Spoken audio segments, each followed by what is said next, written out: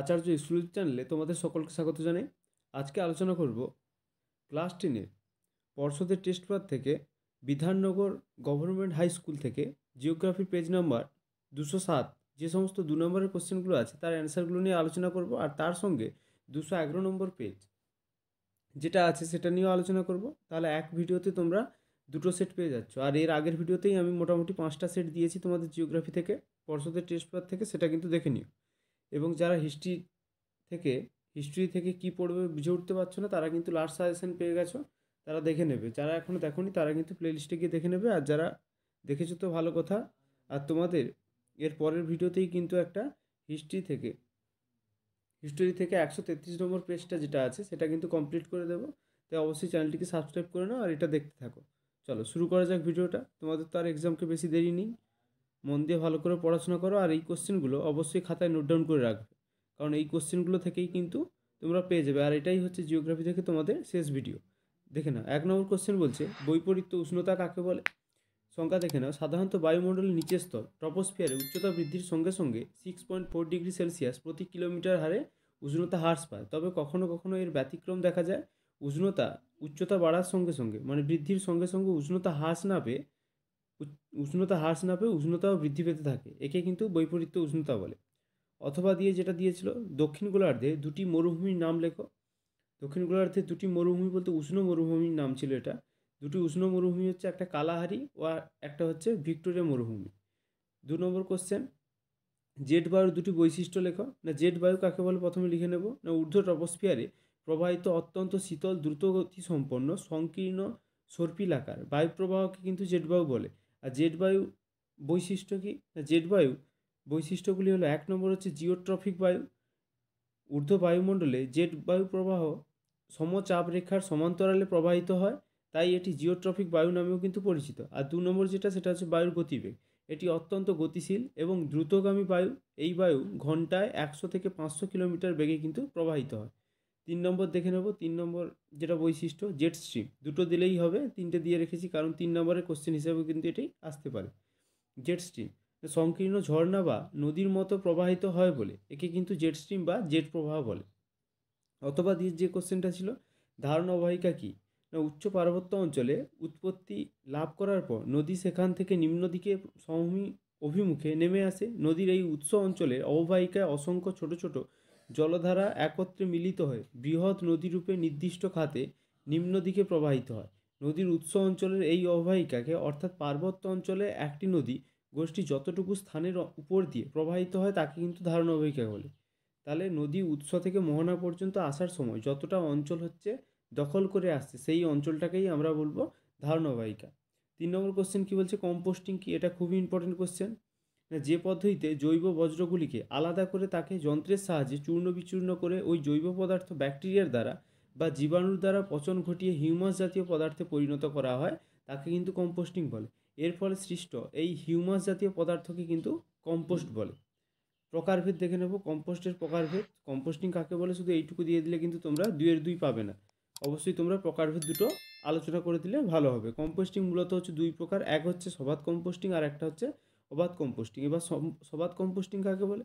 বায়ুর উপস্থিতিতে জৈব পদার্থকে ব্যাকটেরিয়া বা জীবাণুর দ্বারা বিশ্লেষণ ঘটানোর প্রক্রিয়াকে সবাত কম্পোস্টিং বলে। আর অবাত কম্পোস্টিং হচ্ছে বায়ুর অনুপস্থিতিতে জৈব পদার্থকে ব্যাকটেরিয়া বা জীবাণুর দ্বারা বিশ্লেষণ ঘটানোর যে প্রক্রিয়া, তাকে কিন্তু অবাত কম্পোস্টিং বলে। অথবা দিয়ে যে কোশ্চেনটা দিয়েছে এটা কিন্তু একাধিক সেটে দেখা যাচ্ছে, ইউট্রিফিকেশন কাকে বলে? না, গ্রিক শব্দ ইউট্রিফা থেকে কিন্তু ইউট্রিফিকেশন শব্দটি এসছে, যার অর্থ হচ্ছে জৈব পদার্থ সঞ্চয় দ্বারা জলাশয় ভরাট করে। যে পদ্ধতিতে কোনো জলাশয়ের রাসায়নিক পদার্থ মেশার ফলে জলজ উদ্ভিদের ব্যাপক বৃদ্ধি ঘটে এবং জলে অক্সিজেনের ঘাটতি দেখা দেয়, তাকে কিন্তু ইউট্রিফিকেশন বলে। তাহলে এক কথায় বলতে পারি, ইউট্রিফিকেশন হচ্ছে যে প্রক্রিয়া জলে ডিটারজেন্ট ফসফেট জাতীয় পদার্থগুলি মেশার ফলে জলে দ্রবীভূত অক্সিজেনের পরিমাণ কম, মানে অক্সিজেনের দ্রবীভূতের পরিমাণ হচ্ছে কমে যায়, এবং হচ্ছে সেখানে আগাছা জাতীয় উদ্ভিদ যেগুলো হচ্ছে শৈবাল জাতীয়, তারা কিন্তু খুব দ্রুত বৃদ্ধি পায়। তার ফলে কি হয় না, জলের নিমজ্জিত অক্সিজেনের পরিমাণ কমে যায় এবং জলজ প্রাণীর মৃত্যু ঘটে, তাকেই কিন্তু আমরা ইউট্রিফিকেশন বলব। আর ইউট্রিফিকেশন প্রধান কারণ হচ্ছে, ইউট্রিফিকেশনের প্রধান কারণ এই ফসফেট জাতীয় যে সমস্ত ডিটারজেন্ট বলো আর সাবান বলো, সোপ যেটা, সেটা বলো। ওরাই কিন্তু মূল কারণ, ইউট্রিফিকেশনের জন্য মূল দায়ী কিন্তু ওই সমস্ত জিনিসগুলো। আর ইউট্রিফিকেশনের কারণ কি না, মানব সৃষ্ট কারণ। না, এই প্রক্রিয়াটি সাধারণত মানুষের ক্রিয়াকলাপের দ্বারা ত্বরান্বিত হয়। আর 2 নম্বর হচ্ছে তারা হ্রদ এবং স্রোতে 80% নাইট্রোজেন এবং 75% ফসফরাস যোগ করার জন্য দায়ী। 4 নম্বর কোশ্চেন দেখে নেব, ভারতের মরু উদ্ভিদের দুটি বৈশিষ্ট্য লেখো। না, মূল সুগঠিত, প্রচুর শাখা প্রশাখায় বিভক্ত এবং মাটির গভীরে বিস্তৃত। 1 নম্বর। 2 নম্বর হচ্ছে ঠেসমূল ও শ্বাসমূল উৎপন্ন হয় না। দুটো বলেছে, তিনটে দিয়ে রেখেছি, দেখে নেবে। কাণ্ড ফাইলোক্লেট বা ক্লাডোডে রূপান্তরিত হতে দেখা যায়। অথবা দিয়ে যে কোশ্চেনটা ছিল, দুন বলতে কি বোঝায় না, মধ্য হিমালয় ও শিবালিক হিমালয়ের মধ্যবর্তী অনুদৈর্ঘ্য উপত্যকাকে উত্তরাখণ্ডে দুন বলা হয়। বৈশিষ্ট্য কি, শুধু দুন কাকে বলে তুমি যদি এইটুকু দিয়ে দাও 3 লাইন, তাহলে কিন্তু তোমাকে পুরো নম্বর দেবে না। তার জন্য দুটো বৈশিষ্ট্য অবশ্যই দিতে হবে। না, দুন হলো অনুদৈর্ঘ্য ও ভূগাঠনিক উপত্যকা। 2 নম্বর বৈশিষ্ট্য দেখো, এগুলি দীর্ঘ, অল্প বিস্তৃত ও প্রায় সমতল হয়। 3 নম্বর হচ্ছে দুন উপত্যকায় অনেক ছোট ছোট হিমবাহ সৃষ্ট হ্রদ দেখা যায়, যাদের স্থানীয় ভাষায় তাল বলে। আমি কিন্তু 3টে দিয়ে রেখেছি, তোমরা দুটো দেবে। 5 নম্বর কোশ্চেন বলছে, মিলেট জাতীয় শস্য বলতে কী বোঝো। এই কোশ্চেনটা কিন্তু আগের সেটগুলোতেও ছিল। জোয়ার, বাজরা, রাগি প্রভৃতি কয়েকটি ক্ষুদ্র দানা শস্যকে একত্রে মিলেট বলে। এই ফসলগুলি পৃথিবীর মধ্যে ভারতেই সবচেয়ে বেশি উৎপন্ন হয়। সাধারণত দক্ষিণ ও পশ্চিম ভারতে গরিব অধিবাসীরা খাদ্যশস্য হিসেবেই এই ফসলগুলি কিন্তু বেশি ব্যবহার করে। এগুলি থেকে রুটি, ছাতু প্রভৃতি তৈরি করা হয়। এছাড়া পশুখাদ্য হিসেবেও কিন্তু এই দানা শস্যগুলি ব্যবহার করা হয়। অথবা যে কোশ্চেনটি দিয়েছিল কিনা, ভারতের একটি কৃষিভিত্তিক শিল্পের এবং একটি বনজভিত্তিক শিল্পের নাম লেখো। এটা কিন্তু আগের আগের সেটেও কিন্তু আমরা পেয়েছি। কৃষিভিত্তিক শিল্প কি না, চা শিল্প, রাইস মিল শিল্প, সুগার মিল, পাট কল প্রভৃতি। আর তোমার যদি বলে বনজ শিল্প কি না, বনজ শিল্প হচ্ছে কাঠ, প্লাই, শালপাতা, ঔষধি ইত্যাদি। একাধিক একাধিক কিন্তু শিল্পগুলোর নাম দেওয়া আছে, তোমরা দুটো করে চাইলে দুটো করেই দিয়ে দেবে। 6 নম্বর কোশ্চেন বলছে, উপগ্রহ চিত্র কাকে বলে। পৃথিবী প্রদক্ষিণকারী কৃত্রিম উপগ্রহে সংস্থাপিত সেন্সরের সাহায্যে গৃহীত ভূপৃষ্ঠের প্রাকৃতিক ও সাংস্কৃতিক দৃশ্যপটের পরিসংখ্যান বিশ্লেষণ করে যে আলোকচিত্র প্রস্তুত করা হয়, তাকে কিন্তু উপগ্রহ চিত্র বলে। বৈশিষ্ট্য দিয়ে দেবো দুটি। প্রকৃতি উপগ্রহ চিত্র হলো কৃত্রিম উপগ্রহে সংস্থাপিত উচ্চ ক্ষমতা সম্পন্ন সেন্সরের সাহায্যে গৃহীত ভূপৃষ্ঠের অংশ বিশেষের ডিজিটাল পরিসংখ্যান, যা ভূপৃষ্ঠের বস্তুগুলিকে স্পর্শ না করে দূর সংবেদনের মাধ্যমে কিন্তু সংগ্রহ করা হয়। তাহলে কোনো বস্তুকে স্পর্শ না করে দূর থেকে কিন্তু তার কী করা হবে, তার সম্পর্কে তথ্যগুলো হচ্ছে সংগ্রহ করা হবে। আর 2 নম্বর কিনা, পিক্সেল উপগ্রহ চিত্রের ক্ষুদ্রতম উপাদান হলো কিন্তু পিক্সেল। এই পিক্সেল উপগ্রহ চিত্র ভূপৃষ্ঠের নির্দিষ্ট অংশকে উপস্থাপন করে। পিক্সেল সংখ্যা বেশি হলে উপগ্রহ চিত্র পরিষ্কার ও উচ্চমানের হয়। এই দুটো বৈশিষ্ট্য দিলেই কিন্তু হয়ে যাবে। আর কি, অথবা দিয়ে যে কোশ্চেনটা দিয়েছে, ভূবৈচিত্র্য সূচক মানচিত্রের সংজ্ঞা দাও। এই কোশ্চেনটাও কিন্তু একাধিক সেটে পাচ্ছি, তার জন্য এই কোশ্চেনটা কিন্তু ইম্পর্টেন্ট কোশ্চেন। যেগুলো একাধিক সেটে পাচ্ছি সেগুলো কিন্তু আমি বলে দিচ্ছি, অবশ্যই সেগুলোর উপরে একটু বেশি জোর দেবে। অ্যান্সার কিনা, কোনো অঞ্চলের ভূপৃষ্ঠের প্রাকৃতিক ও সাংস্কৃতিক উপাদানগুলি যে মানচিত্রে প্রচলিত প্রতীক চিহ্নের মাধ্যমে চিত্রায়িত করা হয়, তাকে কিন্তু ভূবৈচিত্র্যসূচক মানচিত্র বলে। ভূবৈচিত্র্যসূচক মানচিত্রের দুটি ব্যবহার দেবে, কারণ কাকে বলে বলেছে, তার সঙ্গে দুটি ব্যবহার দিলে অবশ্যই তোমরা 2-এর 2 পাবে। আর এই যে কোশ্চেনগুলো আমি বলছি, এগুলো কিন্তু ফুল কমপ্লিট অ্যান্সারগুলো বলছি, কিন্তু কোশ্চেনের ফুল কমপ্লিট অ্যান্সারগুলোই কিন্তু বলে দিচ্ছি। এর ব্যবহার দেবে, 3টি ব্যবহার দেওয়া আছে, যে কোনো দুটি দেবে। সামরিক প্রয়োজন না, ভূবৈচিত্র্যসূচক মানচিত্র সবচেয়ে বেশি ব্যবহৃত হয় সামরিক প্রয়োজনে। 2 নম্বর কিটা, ভূমি ব্যবহারের পরিবর্তন বা নদীর গতিপথের পরিবর্তন বোঝার জন্য। কোনো অঞ্চলের ভূমি ব্যবহারের পরিবর্তন বা নদীর গতিপথের পরিবর্তন বোঝার জন্য কিন্তু বিভিন্ন সময় প্রকাশিত ভূবৈচিত্র্যসূচক মানচিত্র কিন্তু ব্যবহার করে। আমি দুটিই দিয়ে রেখেছি, তোমরা দেখে নেবে এই দুটি। চলো পরবর্তী সেটে চলে যাওয়া যাক। চলো পরবর্তী সেটটা দেখে নিই।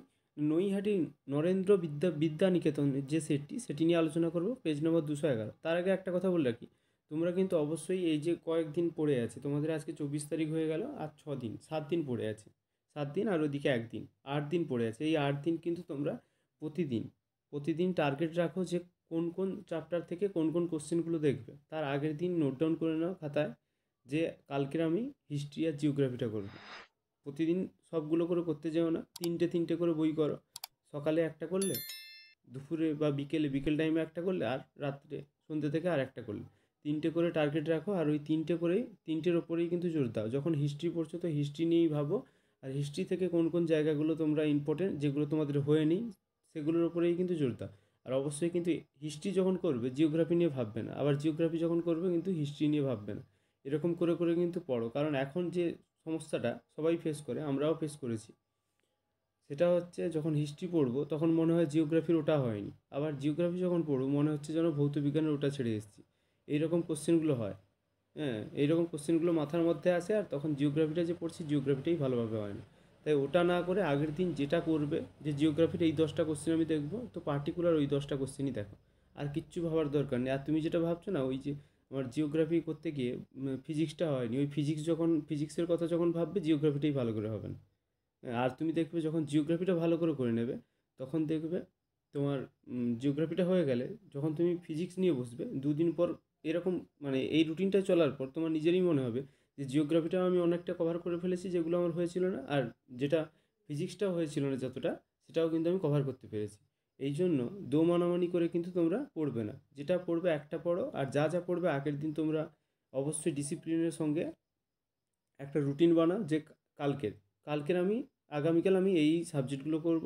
সকালে হিস্ট্রি রাখো, বিকেলে বা সকালে ম্যাথ রাখো, বিকেলে হিস্ট্রি রাখো, আর সন্ধে থেকে হচ্ছে 2টো বই রাখো। 4টে করে বই তো করাই যায়। সন্ধেতে জিওগ্রাফি রাখো আর ভৌতবিজ্ঞান রাখো। এরকম করে তোমরা শিডিউল করলে তাহলে যখন যেটা পড়বে সেটার দিকেই তোমরা ফোকাস করো। 10টা কি 15টা করে কোশ্চেন অ্যাটেন্ড করো, আর ওইগুলোই তোমরা করে ফেলো। চলো, কথা না বাড়িয়ে এই ভিডিওটা শুরু করা যাক। হ্যাঁ, 1 নম্বর কোশ্চেন বলছে হিমরেখা কি? না, মেরু প্রদেশ ও উচ্চ পার্বত্য অঞ্চলে তীব্র শৈত্যে যে সীমারেখার উপরে অত্যাধিক শীতলতার জন্য সারা বছর তুষার জমে থাকে এবং নিচে উত্তাপে তুষার গলে যায় তাকে কিন্তু হিমরেখা বলে। এবার হিমরেখা কাকে বলে, শুধু হিমরেখা কাকে বলে দিয়ে দিলে এতে কিন্তু 2 নম্বর পাবে না, তার জন্য বৈশিষ্ট্য দিতে হবে। 1 নম্বর বৈশিষ্ট্য কিনা হিমরেখার উপর থেকে চির তুষার ক্ষেত্র, আর 2 নম্বর হচ্ছে হিমরেখার ঊর্ধ্বে বৃষ্টিপাতের পরিবর্তে সর্বদা তুষারপাত হয়, আর 3 নম্বর কিনা পৃথিবীর সর্বত্র হিমরেখা একই উচ্চতায় অবস্থান করে না। অথবা দিয়ে যে কোশ্চেনটা দিয়েছে ইনসেলবার্স কীভাবে গঠিত হয়, না মরুভূমি অঞ্চলে বায়ুপ্রবাহের ক্ষয়কার্যের ফলে নানা রকম ভূমিরূপের সৃষ্টি হয়। ইনসেলবার্স হলো তার মধ্যে অন্যতম একটি ভূমিরূপ। জার্মান শব্দ ইনসেলবার্স কথার অর্থ কিন্তু দ্বীপের মতো পাহাড়। মরু অঞ্চলে বায়ুপ্রবাহের ক্ষয়কার্যের ফলে সমগ্র মরু অঞ্চলের সাধারণ উচ্চতা কমে গিয়ে যখন প্রায় সমপ্রায় ভূমিতে পরিণত হয়, তখন তার মধ্যে বিক্ষিপ্তভাবে কঠিন শিলায় গঠিত অংশগুলি কোনো ক্রমে ক্ষয়কার্য প্রতিরোধ করে অনুচ্চ ও পরস্পর সমান উচ্চতা বিশিষ্ট টিলার আকারে দাঁড়িয়ে থাকে। এই ধরনের ক্ষতজাত পাহাড় বা টিলাকে ইনসেলবার্স বলে। ইনসেলবার্স সাধারণত আগ্নেয় ও রূপান্তরিত শিলায় গঠিত। এগুলির উচ্চতা সাধারণত 30 থেকে 300 মিটার হয়। মধ্যপ্রদেশের পাঁচমারি পাহাড়ে ইনসেলবার্স ভূমিরূপ দেখা যায়। দক্ষিণ আফ্রিকার কালাহারি মরু অঞ্চলে এবং অস্ট্রেলিয়ার মরুভূমিতে অনেক ইনসেলবার্স কিন্তু দেখা যায়। 2 নম্বর কোশ্চেন কী বলছে, না আপেক্ষিক আর্দ্রতা বলতে কী বোঝো? না কোনো নির্দিষ্ট তাপমাত্রায় কোনো নির্দিষ্ট আয়তনের বায়ুতে উপস্থিত জলীয় বাষ্পের ভর এবং হচ্ছে ওই তাপমাত্রায় ওই আয়তনের বায়ুকে সম্পৃক্ত করতে প্রয়োজনীয় জলীয় বাষ্পের ভরের অনুপাতকে ওই স্থানের আপেক্ষিক আর্দ্রতা বলে। অথবা যে কোশ্চেনটা দিয়েছে সাড়াসাড়ির বান বলতে কী বোঝো? এই কোশ্চেনটা এবছরের জন্য খুবই ইম্পর্টেন্ট কোশ্চেন। বর্ষাকালে ঋতুতে বিশেষ সময় ভরা কোটালের সময় জলস্ফীতির মাত্রা এত অধিক হয় যে ওই অবস্থাকে দুটি প্রাপ্তবয়স্ক ষাঁড়ের যুদ্ধকালীন অবস্থার সঙ্গে তুলনা করা হয় বলে ভরা ভরা জোয়ারের এই অবস্থায় কিন্তু সাড়াসাড়ির বান বলা হয়। আর উদাহরণ কিনা হুগলি নদীতে এই ধরনের বান কিন্তু দেখা যায়। 3 নম্বর কোশ্চেন কম্পোস্টিং বলতে কী বোঝো? আগের সেটেও এটা পেয়েছি, এই কোশ্চেনটাও খুব ইম্পর্টেন্ট বজ্র ব্যবস্থাপনা থেকে।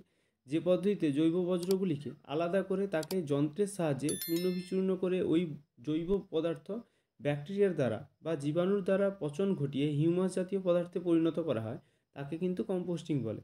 এর ফলে সৃষ্ট এই হিউমাস জাতীয় পদার্থকে কম্পোস্ট বলে। প্রকারভেদ কি? কম্পোস্টিং জানি যে একটা সবাত কম্পোস্টিং আর একটা অবাত কম্পোস্টিং। সবাত কম্পোস্টিং কাকে বলে দেখে নেব একটু। বায়ুর উপস্থিতিতে জৈব পদার্থকে ব্যাকটেরিয়া বা জীবাণুর দ্বারা বিশ্লেষণ ঘটানোর যে প্রক্রিয়া তাকে কিন্তু কম্পোস্টিং বলে, মানে সবাত কম্পোস্টিং যেটা। আর অবাত কম্পোস্টিং কি না, এটা বায়ুর অনুপস্থিতিতে জৈব পদার্থকে ব্যাকটেরিয়া বা জীবাণুর দ্বারা বিশ্লেষণ ঘটানোর প্রক্রিয়াকে অবাত কম্পোস্টিং বলে। চলো চারের দিকের কোশ্চেনটা দেখে নিই। তাল কি? এই কোশ্চেনটাও আগের সেটে ছিল, আগের সেটগুলোতে। দুন উপত্যকার উত্তরে আছে হিমাচল পর্বতশ্রেণী, নাগটিব্বা ও মুসৌরি পর্বত। এই পর্বত দুটির পূর্ব দিকে অনেকগুলি হ্রদ দেখতে পাওয়া যায়। এদের তাল বলে। এই অঞ্চলে তাল বলতে হ্রদকে বোঝায়। উদাহরণ হচ্ছে নৈনিতাল, ভীমতাল, সাততাল, পুনতাল, বাসকি তাল, এই ধরনের তালগুলো। বৈশিষ্ট্য কিনা হিমালয় পর্বতমালায় পর্যায়ক্রমিক উত্থান নিমজ্জনের ফলে অবনত অংশে তাল সৃষ্টি হয়েছে। আর 2 নম্বর হচ্ছে তালগুলি আশেপাশে উঁচু পর্বতাঞ্চল দ্বারা কিন্তু পরিবেষ্টিত। অথবা যে কোশ্চেনটা দিয়েছে এই কোশ্চেনটা কিন্তু মোস্ট ইম্পর্টেন্ট কোশ্চেন। ধারণযোগ্য উন্নয়ন বলতে কী বোঝো? খুবই খুবই একটা আসার মতো কোশ্চেন।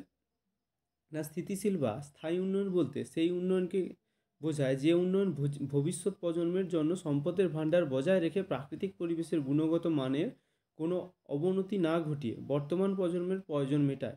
স্থিতিশীল উন্নয়নের নীতি। এবার স্থিতিশীল উন্নয়নটা কি? না, ভবিষ্যৎ প্রজন্মের তাহলে কোনো ক্ষতি সাধন না করে বর্তমান প্রজন্মের যে চাহিদা মেটানো প্রক্রিয়া তাকেই কিন্তু স্থিতিশীল উন্নয়ন বা সাস্টেনেবল ডেভেলপমেন্ট বলে। এই স্থিতিশীল উন্নয়নের কিছু লক্ষ্য আছে, সেই লক্ষ্য নিয়ে আলোচনা করব। 1 নম্বর লক্ষ্য হচ্ছে পরিবেশের সংরক্ষণ। স্থিতিশীল উন্নয়নের নীতি পরিবেশের সংরক্ষণ ও সুরক্ষা সম্পর্কে গুরুত্ব দেয়। পরিবেশের সাথে সম্পর্কিত কার্যক্রম এবং প্রকল্পগুলি অনুষ্ঠিত হয় যাতে প্রাকৃতিক সম্পদ এবং কিন্তু বায়ু, জল, ভূমি সহ পরিবেশ সংরক্ষিত থাকে। আর 2 নম্বর কিনা অর্থনীতি ও উন্নয়ন। স্থিতিশীল উন্নয়নের নীতি মানবিক উন্নতি, শিক্ষা, স্বাস্থ্য, বেকারত্ব মোকাবিলা ইত্যাদি সামাজিক বিষয়গুলি উন্নতির দিকে কিন্তু গুরুত্ব দেয়। অর্থনৈতিক বৃদ্ধি, বাণিজ্যিক বিকাশ, এত লিখতে হবে না, দায় পর্যন্ত লিখলেই হবে। এটা 2 নম্বরেই আসবে, বড় কোশ্চেন আসবে না এটা। 5 নম্বর কোশ্চেন কী বলছে? না, সামাজিক বনসৃজন বলতে কী বোঝো? এটাও খুব ইম্পর্টেন্ট কোশ্চেন এবারের জন্য। প্রধানত অর্থনৈতিকভাবে দুর্বল শ্রেণীর মানুষদের জন্য যখন নির্ধারিত অরণ্য সীমার বাইরে অব্যবহৃত জমি বা পতিত জমিতে অরণ্য সৃষ্টির উদ্যোগ নেওয়া হয় তখন তাকে সামাজিক বনসৃজন বলা হয়। সামাজিক বনসৃজনের জন্য যেসব ভূমি বেছে নেওয়া হয় সেগুলি হলো খাল ও নদীর পাড়ের জমি, রেলপথ ও সড়কপথের দুপাশের ফাঁকা জমি। 3 নম্বর হচ্ছে পুকুর বা নদীর পাড়ের জমি, খনি এলাকা, বিদ্যালয়, অফিস, ধর্মসংস্থান প্রভৃতি উন্মুক্ত জায়গাগুলো। অথবা যে কোশ্চেনটা দিয়েছে মেগা সিটির সংজ্ঞা লেখো। না, মহানগর অপেক্ষা বৃহৎ 50 লক্ষের বেশি জনসংখ্যা বিশিষ্ট শহরকে মেগা সিটি বলে, যেমন মুম্বাই, দিল্লি, কলকাতা প্রভৃতি। 6 নম্বর কোশ্চেনটা দেখে নেব। ভূবৈচিত্র্যসূচক মানচিত্র বলতে কী বোঝো? এই কোশ্চেনটা আগেও পেয়েছি। কোনো অঞ্চলের ভূপৃষ্ঠের প্রাকৃতিক ও সাংস্কৃতিক উপাদানগুলি যে মানচিত্রে প্রচলিত প্রতীক চিহ্নের মাধ্যমে চিত্রায়িত করা হয় তাকে কিন্তু ভূবৈচিত্র্যসূচক মানচিত্র বলে। এবার ভূবৈচিত্র্যসূচক মানচিত্রে 3টি ব্যবহার দেখব, 2টি ব্যবহারই দিলে হবে। সামরিক প্রয়োজন। ভূবৈচিত্র্যসূচক মানচিত্র সবচেয়ে বেশি ব্যবহৃত হয় সামরিক প্রয়োজন। 2 নম্বর ভূমি ব্যবহারের পরিবর্তন বা নদীর গতিপথের পরিবর্তন বোঝার জন্য। কোনো অঞ্চলের ভূমি ব্যবহারের পরিবর্তন বা নদীর গতিপথের পরিবর্তন বোঝার জন্য বিভিন্ন সময় প্রকাশিত ভূবৈচিত্র্যসূচক মানচিত্র ব্যবহার করা। আমি কিন্তু এই কিছু কিছু কোশ্চেন একটু বেশি করে দিয়ে রেখেছি, মানে অ্যান্সারটা একটু বেশি করে দেওয়া আছে, 3 নম্বরের মতো দেওয়া আছে। কারণ ওই কোশ্চেনগুলো 2 নম্বর না দিয়ে কিন্তু 3 নম্বরেরও আসতে পারে, তার কথা মাথায় রেখে কিন্তু ওই কোশ্চেনের অ্যান্সারগুলো করা হয়েছে। তাই অবশ্যই তোমরা 3 নম্বরের মতো তৈরি করে পড়ে নিলেই ভালো হবে। অথবা যে কোশ্চেনটা দেওয়া আছে সেন্সার কি? না, মহাকাশ থেকে ভূপৃষ্ঠের কোনো নির্দিষ্ট লক্ষ্যবস্তুর দ্বারা প্রতিফলিত আলোক তরঙ্গ গ্রহণ করে ওই বস্তুর বৈশিষ্ট্যাবলী তুলে ধরে যে বিশেষ যন্ত্র বা ডিভাইস তাকে কিন্তু সেন্সর বলে। আর উদাহরণ কি? না, র্যাডার, ফটোগ্রাফিক ক্যামেরা প্রভৃতি। ব্যাস, তোমাদের তো 2টো সেট হয়ে গেল। এই 2টো সেট অবশ্যই তোমরা খাতায় নোট ডাউন করে ভালোভাবে পড়বে। তার সঙ্গে যেটা বলে রাখি, দেখো তোমাদের এক্সাম কিন্তু আর দেখতে দেখতে চলে এসছে। আর 7 দিন পাচ্ছ তোমরা, 7 দিন আর ওইদিকে 1 দিন, 8 দিন। এই 8 দিনে কিন্তু তোমরা অবশ্যই ওই রকম যেরকম শিডিউল বললাম সেই রকম শিডিউল ফলো করো, দেখবে তোমাদের অবশ্যই উপকারে আসবে। আর মোবাইল ফোন যাদের আছে, মোবাইল ফোনটা কিন্তু অবশ্যই দূরে রাখবে। মোবাইল ফোন পড়তে বসলেই মোবাইল ফোনের কথা মনে হবে, আর তখনই মনে হবে একটু ইউটিউব থেকে দেখে আসি কী কী নতুন কোশ্চেন দিচ্ছে বা কী হচ্ছে, একটু লাস্ট মিনিট সাজেশনগুলো দেখি। এই করতে করতে কী হবে না, শুধু কোশ্চেনগুলোই পাবে, কিন্তু পড়া আর কিছু হয়ে উঠবে না। তার জন্য বলছি, যারা যেগুলো পড়ে রেখেছো সেগুলোর উপরই রিভাইজ করো। আর তার সঙ্গে সঙ্গে অবশ্যই যেটা করবে সেটা ওই রকম যে শিডিউল বললাম, যে কালকে যেটা পড়বো সেটা কিন্তু আজ পড়ার শেষে ওই রুটিনটা কিন্তু তৈরি করব। আর কালকের ওইটার উপরেই কিন্তু জোর দেবো। হিস্ট্রি তো হিস্ট্রি পড়বো, জিওগ্রাফি তো জিওগ্রাফি পড়ার সময় ফিজিক্সের কোশ্চেন নিয়ে ভাববো না, আর ফিজিক্স করার সময় লাইফ সায়েন্সের কোশ্চেন নিয়ে ভাববো না। এইরকম করে পড়তে থাকো, দেখবে অবশ্যই তোমরা ভালো রেজাল্ট করতে পারবে। আর 8 দিনে ভালো করে রিভাইজ করো। আর যেগুলো মনে হচ্ছে আসবে এখন আমার তৈরি নেই সেগুলোর ওপর জোর দাও। আর ফোনটা অবশ্যই তোমরা ফোন ঘাঁটবে, কখন ঘাঁটবে? যে যখন মনে হবে যে এই কোশ্চেনগুলো আমার পাচ্ছি না বা আমার এই জায়গাগুলো দেখতে হবে একটু, তখন তোমরা অবসর টাইমে ফোন নাও, 1 ঘন্টা বসে ওই যে ইন্টেন্সিটি নিয়ে তোমরা ইউটিউবে আসছো বা কোথাও থেকে সাজেশান দেখছো সেইগুলো পার্টিকুলার দেখো, তাহলেই কিন্তু হবে। ব্যাস, আর কিছু বলবো না। অবশ্যই মন দিয়ে ভালো করে পড়াশোনা করো, আর যদি ভিডিওটা পেয়ে উপকৃত হও অবশ্যই কমেন্টে জানাও, আর খুব মন দিয়ে পড়াশোনা করো। ব্যাস, আজকে এই পর্যন্ত। আর যদি ভিডিওটি ভালো লাগে অবশ্যই একটা লাইক প্রদান করবে, আর চ্যানেলটিকে সাবস্ক্রাইব করে রাখো, কারণ হচ্ছে এরপরে হিস্ট্রির যে একটা সেট দেবো ভাবছি ওটাও দিয়ে দিই। Thank you.